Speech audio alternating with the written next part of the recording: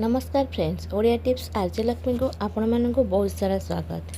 आज आम बनैबा माछ सिंगड़ार प्रणाली विषय रे जानिबा।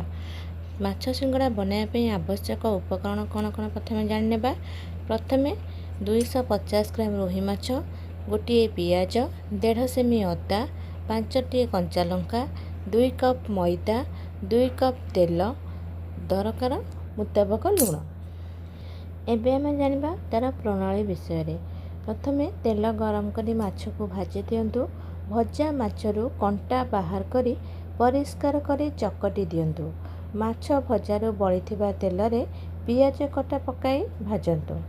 सेथिरे अदा, कंचा लंका, कटा धनिया पत्र सह माछ पकाई भाजी नियंतु।